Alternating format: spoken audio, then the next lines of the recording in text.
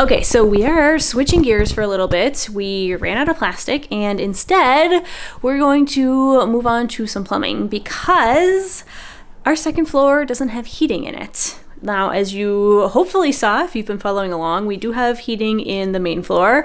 Have a couple videos on that. If you didn't see them, they're going to be up there. But we did not get around to heating the second floor before we had to leave on contract. So, I mean, as you can see, the house is still standing. Like, it's not ideal to not have heating in the second floor, but it's also fine for now. It's a temporary solution that we're going to remedy now. But yeah, the second floor poses a lot of interesting and unique challenges, and that is part of the reason why we did not get to it before now.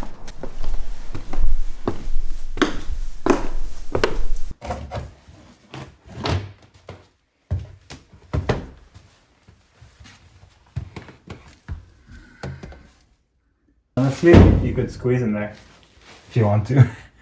I did want to.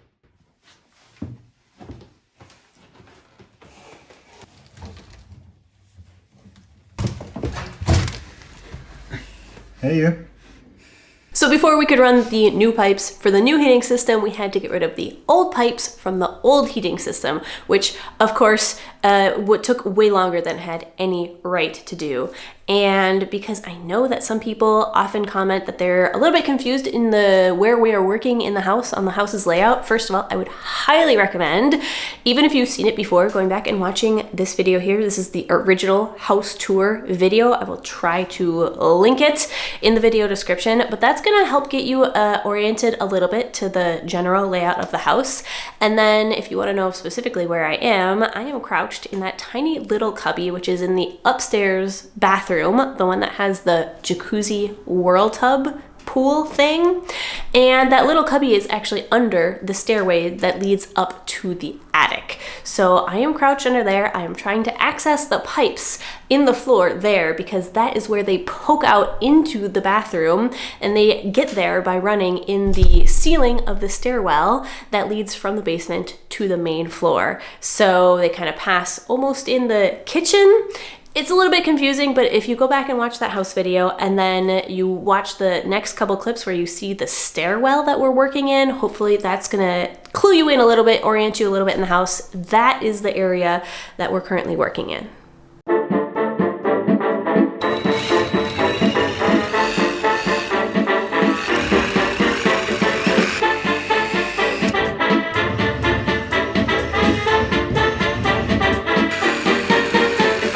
Meanwhile, I took the opportunity to explore this time capsule of a cavity which was full of lots of old, probably original, and incredibly dusty wallpaper.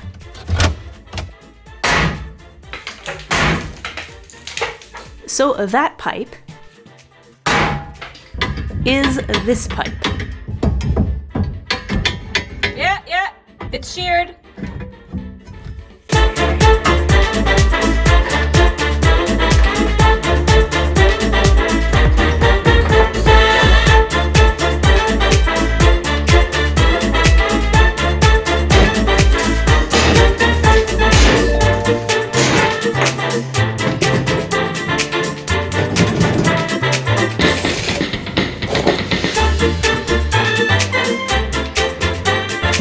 And while some pipes came out pretty easily, others proved much trickier to remove.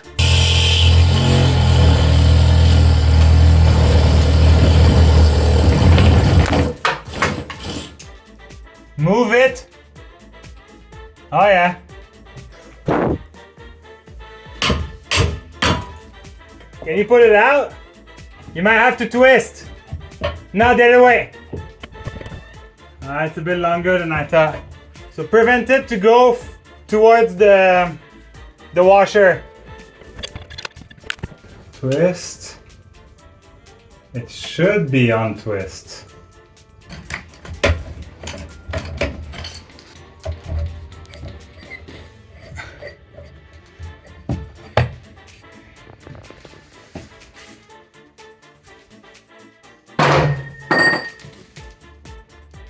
That one tiny section took us a half an hour to get out of there.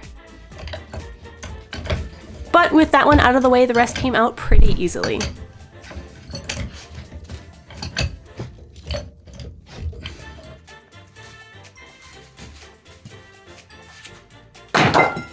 Well, we were just on a roll removing all those pipes, and so we decided to keep right on rolling and removing even more pipes from the old heating system. And the next ones that we're about to remove are in the room that is now my makeshift office and potential future book nook. If you haven't seen those videos, there's a very aesthetic one where I give it a short-term makeover into a Victorian inspired office, find some really amazing vintage wallpaper. And then there's another one where I talk about what this room might eventually become, you know, once we're a little bit further down the road in the renovation process. I highly recommend both videos. They're very entertaining if you haven't seen them. They will also be linked in the description, but that is the room that we're about to start work on. But first, really quick, allow me to brag about my delicious fresh bread that I made today with today's sponsor, Wild Grain. They are the first Bake from Frozen subscription box for sourdough breads, artisanal pastries, and fresh pastas. Every item bakes in 25 minutes or less. Their boxes are fully customizable. They have both vegan and gluten-free options, and each membership to their service results in 4 meals donated to the Greater Boston Food Bank for a total to date of over 500,000 meals donated. So if, like me, you love freshly baked bread, and trust me, I can confirm it is absolutely delicious and hassle-free, be sure to check out Wild Grain. You can click the link in the description and use my code to get $30 off your first box, plus you will get free croissant for life. Delicious bread within minutes that can help support a good cause. Who could say no? Some mystery pipes here. Trying to find out where they go.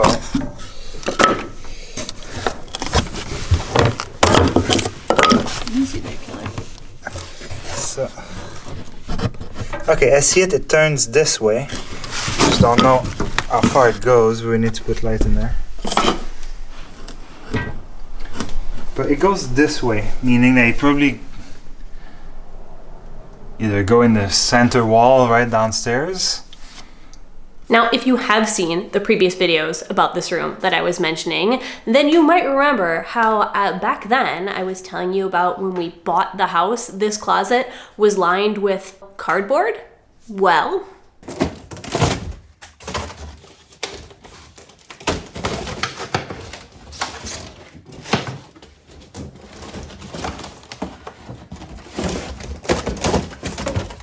literal cardboard. Well, that gives us solutions. Well, where is it going?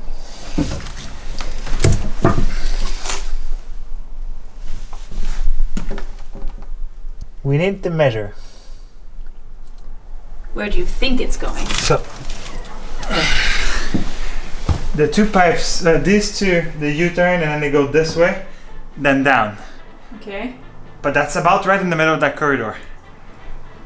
How's it? So you think they go in the outside wall of the corridor? No, I don't know where they go, but it's a bit past my foot. Okay, how much past your foot? Your foot was right here. Yeah, almost to the other wall. So yeah, they might have gone. They might have gone in the wall or in that curve.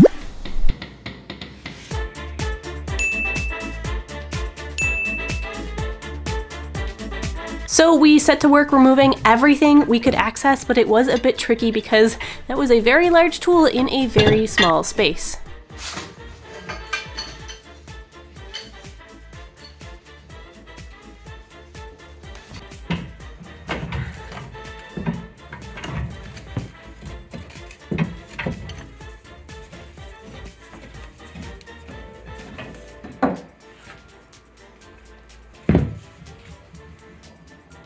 Now the heating on the second floor is just so much more challenging than on the first floor, because here on the main floor, we can just run the pipes for all of the heating from the baseboards where they're attached through the floor and drop down into the basement and run all of the pipes in the basement. And it doesn't matter if they're visible or attractive or ugly, whatever, it's a basement.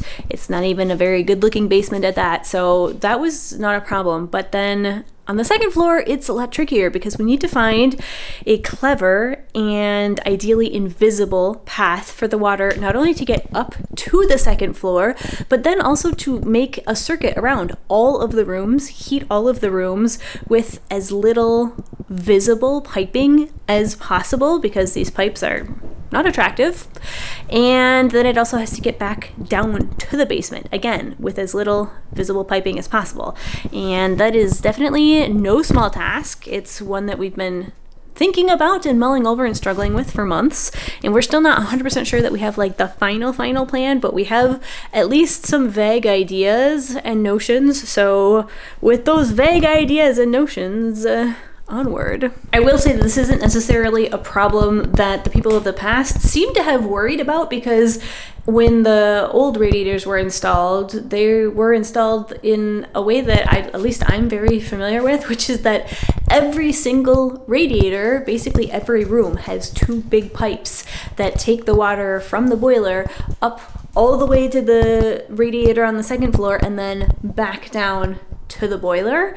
And so there were just pipes in every room, which means that now we have to take all those pipes out. Some of them are already gone. Some of them we have just big holes in our ceilings and our floors, but some of them are still here. And I don't know, they didn't seem to think it was ugly. And I actually don't mind the look of the pipes, like the cast iron pipes, but I do not love, like the PEX, you can't really do that with PEX. It is noodly and floppy. It would not hang straight. It's also just really ugly, this dull gray. I don't know if you can paint it. I'm not sure.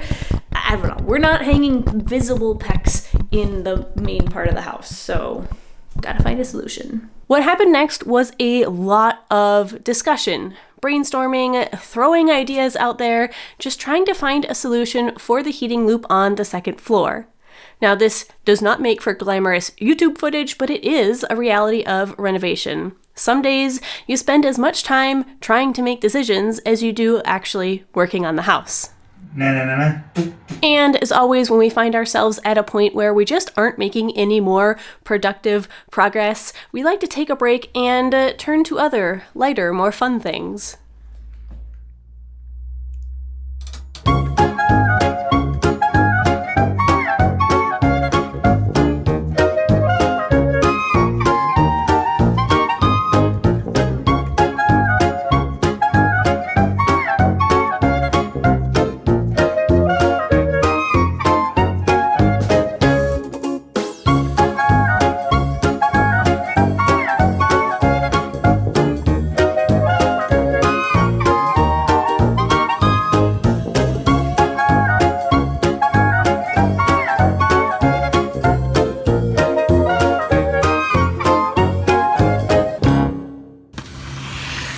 Pretty sure we managed to find the water leak from last week's video, so let's go down in the basement and I'll tell you all about it.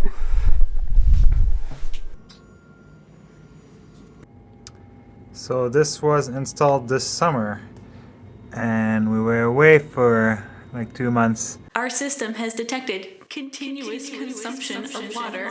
That's how it is now. So we need somebody to come and fix this.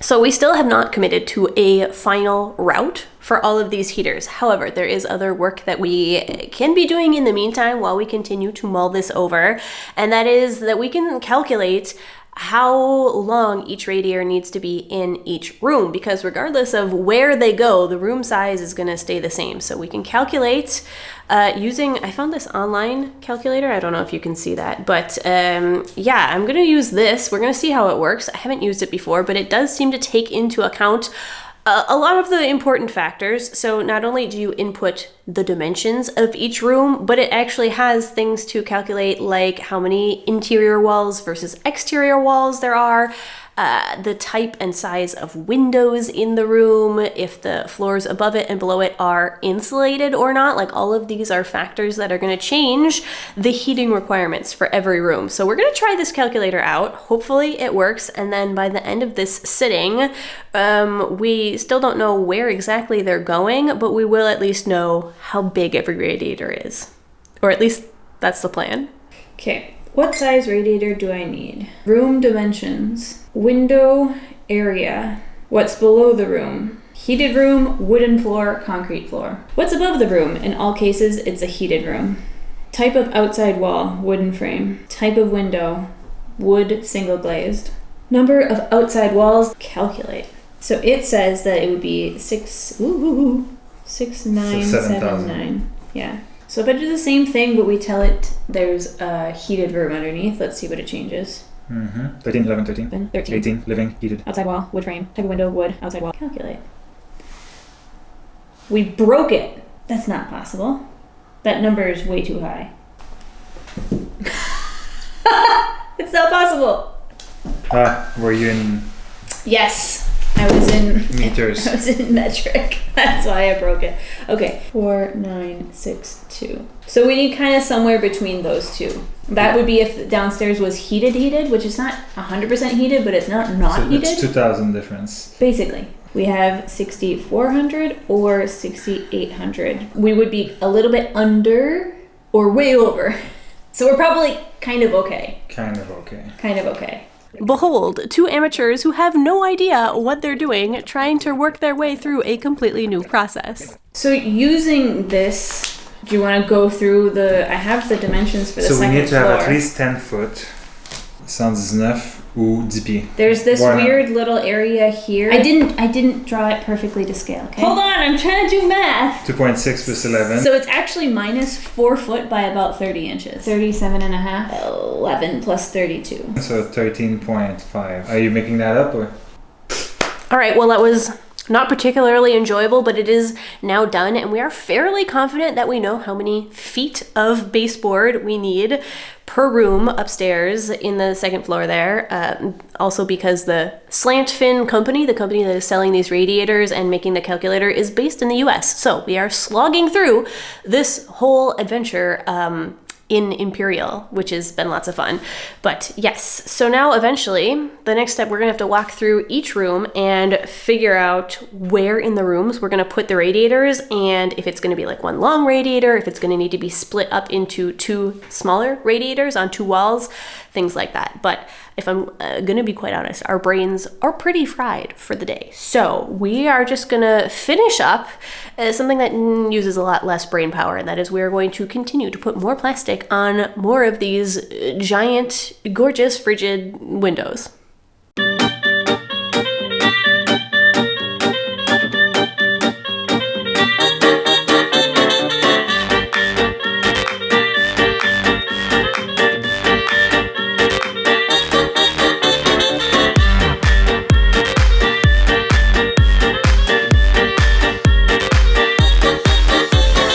A lot of you had questions and comments about the windows based on last week's window insulation adventure montage, and I know that we have a lot of new faces around here, which I wanted to welcome you. Hello, I hope you are enjoying the videos so far, and I wanted to let you know that I have actually already spoken a lot about the windows in this house in a couple previous videos. It would be this one as well as that one.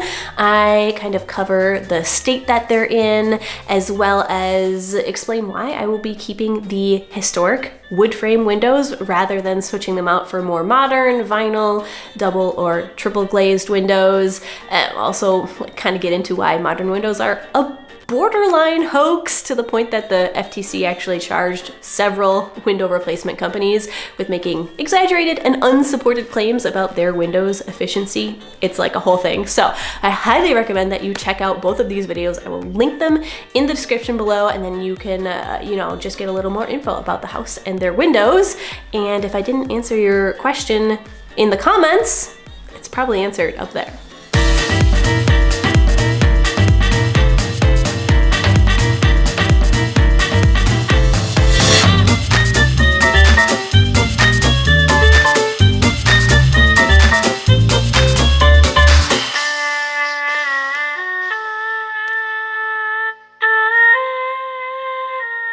Hold me.